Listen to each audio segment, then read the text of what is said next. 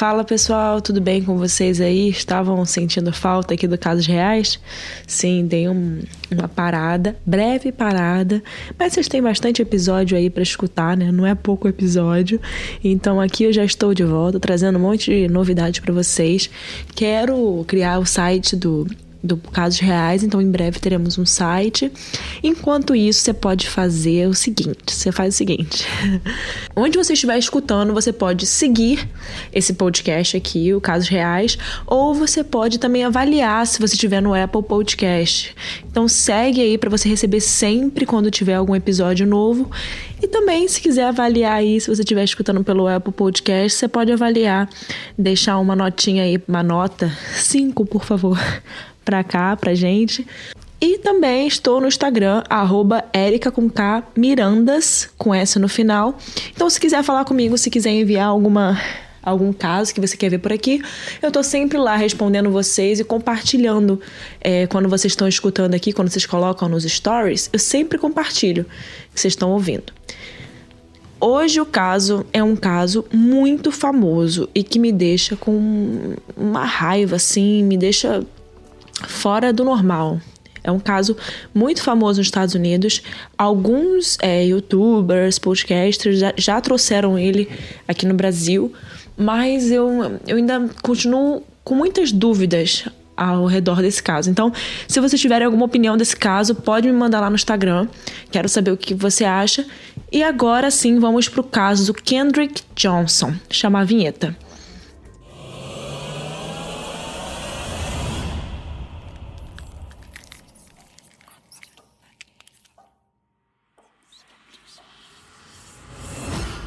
Kendrick Johnson, na época, era um adolescente e ele tinha nascido no dia 10 de outubro de 95, bem jovem. E aos 17 anos ele estava vivendo com a família dele no estado da Geórgia, nos Estados Unidos. Isso fica no condado de Lourdes, onde ele fazia o ensino médio e também fazia parte da equipe de basquete da escola dele, chamada Lourdes High School. E em 10 de janeiro de 2013, o Kendrick foi para o segundo dia de aula depois do recesso de Natal, das férias de Natal. A agenda do dia dele, os horários de aula, estavam todas cheias, com aulas até o início da tarde, ou seja, de manhã até o início da tarde. E ele depois ainda tinha academia, ele ia continuar no colégio para fazer os exercícios dele, e no final do dia ele iria para um jogo de basquete com os calouros, ou seja, ele ia passar aquele dia inteiro realmente no colégio. Normal, né? Quando você é jovem, tá no high school, tá na escola, eu normalmente passo o dia todo mesmo, fazendo atividades extras.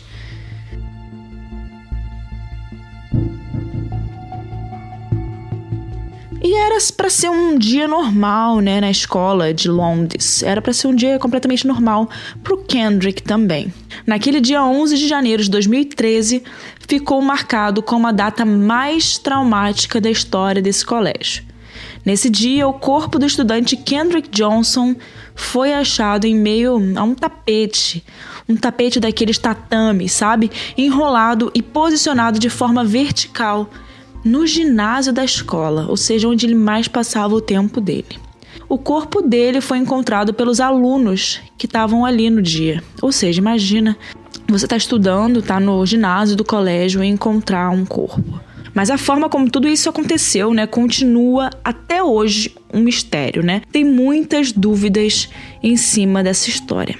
Bom, o que se sabe sobre o caso é que as imagens da câmera de vigilâncias no dia 10 de janeiro daquele ano, por volta das 1h30 da tarde, mostraram que o jovem Kendrick estava entrando no antigo ginásio do colégio. E na filmagem dá pra ver que ninguém segue ele e nem entra no ginásio com ele nos 3 minutos depois que ele entrou ali no lugar. E o Kendrick estava justamente indo pegar um par de sapatos que ele dividia com um amigo. Normalmente as pessoas realmente dividiam os sapatos para algum determinado esporte, porque às vezes é um esporte que tem um sapato um pouco mais caro e às vezes o amigo tem o mesmo número e eles acabam dividindo. Então ele fazia isso com o amigo e eles costumavam deixar o sapato sempre no mesmo lugar, que era perto de uns tapetes.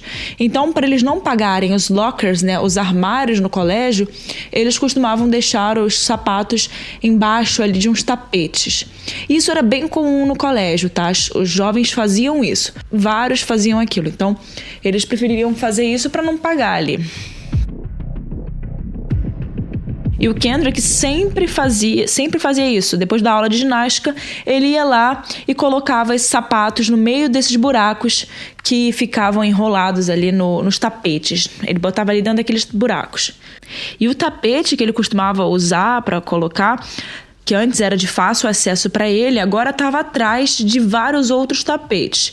E isso fazia com que fosse mais difícil para ele conseguir acessar esse tapete, né? E depois, né, do acontecimento, né, que a gente sabe que aconteceu, o Kendrick acabou levando falta na aula seguinte, também não foi para o jogo de basquete dos calouros, né, que ele iria ir durante a tarde. Então, começou-se a perceber a falta dele. Então, não demorou muito para que as pessoas sentissem a falta dele. Já de noite, a mãe de Kendrick ficou muito preocupada, né, porque o filho dela não tinha retornado para casa, não tinha voltado como era de costume. Ele não fazia isso de não voltar. Até porque ele passava muito tempo no colégio, então era bem comum que ele voltasse logo depois, né, para casa. Mas, infelizmente, ela mal sabia o que estava por vir.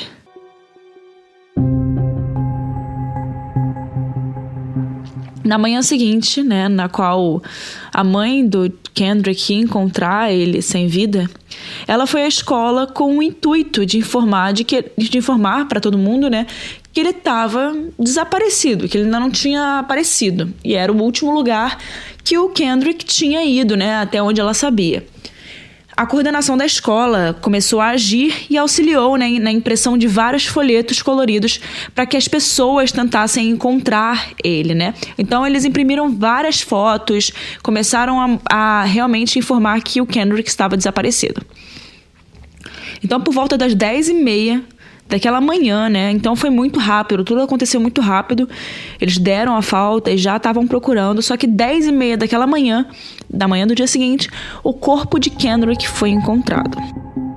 O estudante que encontrou o corpo sem vida de Kendrick até tentou tirar ele dali do tapete em que ele foi encontrado, mas ele não conseguiu assim de primeira, né? Até porque quando as coisas estavam acontecendo, o aluno, né, quando não estava conseguindo, ele percebeu que tinha algum corpo, alguma coisa ali sem vida, né? Já que a pessoa não estava respondendo, então ele se deu conta de que podia ser algo bem complicado. Além disso, também, as pessoas já sabiam do desaparecimento do Kendrick. Então, ele, na hora, esse aluno que encontrou, já ligou para a polícia com o telefone dele. Esse aluno viu um pedaço de meia, né? Viu o pé ali com a meia e, na hora, ele entendeu o que estava acontecendo. Foi por isso que ele já ligou para a polícia. Como eu disse, né, o Kendrick estava enrolado num tapete, que era bem grosso e tinha mais ou menos 1,80 m de altura. Ou seja, realmente era um tamanho de uma pessoa, né? E o rosto dele, isso é o mais estranho, né? O rosto do Kendrick estava completamente inchado e irreconhecível. Inclusive, essas fotos tem na internet, tá? Por quê? Porque os pais, a família do Kendrick, postou essas fotos para que as pessoas conseguissem ver o que tinha acontecido com o Kendrick e talvez ajudar na investigação. Então essas fotos não foram postadas por pessoas querendo se aproveitar da mídia, etc. Não, foi realmente a família do Kendrick que postou essa foto. Então, se vocês procurarem na internet, vocês encontram esse rosto dele ali inchado e bem irreconhecível. Eu diria até que não dá pra ver que era o Kendrick. Parecia outra pessoa. Não parecia nenhuma pessoa, na verdade. O auxílio da polícia e o médico na hora foi chamado, mas o auxílio médico não tinha muito o que fazer naquele momento, né? E a escola foi imediatamente interditada para começar a investigação. E foi aí que começou uma investigação pelo condado de Lowndes, no qual foram entrevistados todos os alunos que se encontravam naquela academia, né, naquele ginásio, no momento em que o Kendrick foi encontrado. E depois de todos os procedimentos e análises dos materiais genéticos, foi realizada uma autópsia pelo Departamento de Investigação da Geórgia, conhecido como GBI, e que se confirmou, né, que o rapaz havia falecido por causa de asfixia posicional. Dessa forma, o caso acabou sendo declarado como uma morte acidental pelo xerife do condado de Lowndes. A hipótese, segundo eles, era de que o garoto havia caído dentro do tapete quando ele estava procurando pelo sapato e acabou falecendo depois de não conseguir sair. E a asfixia posicional significa mais ou menos quando uma pessoa está presa e não consegue respirar, não consegue se mover, então acaba que ela fica asfixiada pela posição que ela está. O que não faz muito sentido alguém morrer dessa forma num ginásio de um colégio cheio de alunos, no meio de um dia de movimento e que tá todo mundo presente na escola, né? E que, assim, tem câmeras para todo quanto é lado. Se é acidente, provavelmente tem algumas pessoas que poderiam ter escutado o que estava acontecendo. Se alguém fica preso, a pessoa não morre sem avisar, né? A pessoa provavelmente vai gritar, vai fazer alguma coisa. Bom, então vamos voltar ali para a análise do gabinete do xerife, né? E conforme 3 alunos, né, mencionaram nas investigações para os investigadores, era de costume que os estudantes guardassem os sapatos embaixo ou atrás desses tapetes que ficavam enrolados. Mas havia um pequeno problema, né? Quando o Johnson foi encontrado, ele não estava usando sapatos.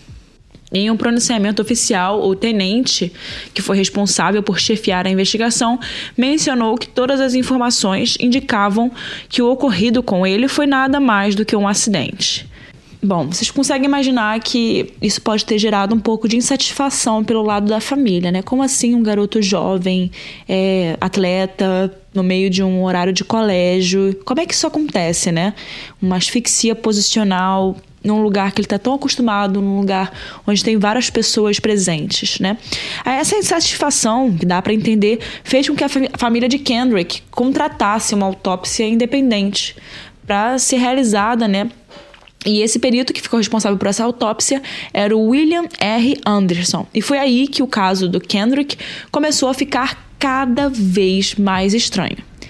Tendo em vista que os órgãos do corpo dele, né, estavam faltando e que seu corpo estava completamente cheio de jornal.